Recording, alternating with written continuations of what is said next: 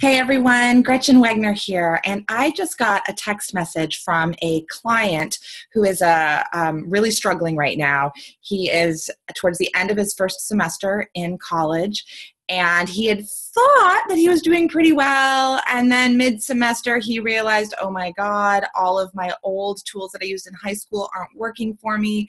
I can't keep up. He's scoring really low grades on all of his tests, and he realized, especially in this one class, psychology, he's like, there's so much to learn and memorize. I don't know what to do. So I had him work through, and I want to share a little bit with you all about what I had him do because you might find this helpful. I had him work through the note-taking part of my online course, The Anti-Boring Approach to Powerful Studying. That took him about, 45 minutes to do. But one of the main points there is the difference between get it down notes and hone it notes. And I want to share my screen and show you something here. So let's see here. You should be able to see some pictures that he just sent me of his notes. Now, these are great what I call get it down notes because you can see, like, these were during lecture. He's got terms right here. He's got decent definitions. We've got bullets. Like, they're pretty well organized for when you're just scribbling in class and trying to grab everything. However, it does look like a lot of facts to memorize. I mean, look at all of these underlines. I would feel overwhelmed looking at these notes. And that's why it can be really helpful when you're done with class and getting back to your dorm room or going to the library or whatever to take 20 minutes or so to do what I call honing your notes. And in this case, what I'm suggesting to him is doing one of two things.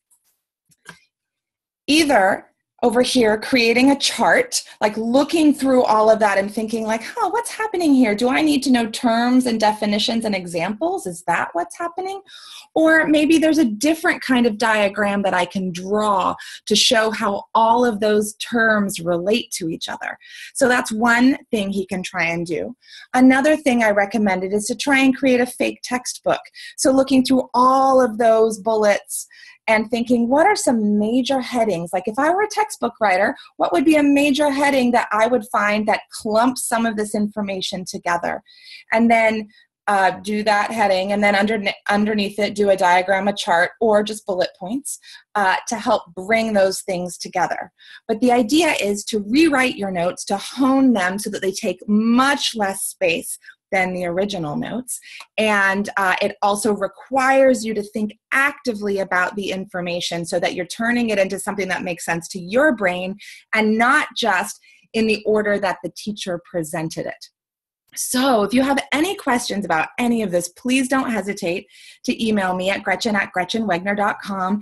And if you'd like to work through to see a lot of the detailed examples that I provide of fun and interesting and visual ways to hone your notes, you can always check out the Anti-Boring Approach to Powerful Studying. It's available to you at any time. Just click on the link that is somewhere up here and let me know if you have any questions. Take care, folks. Bye-bye.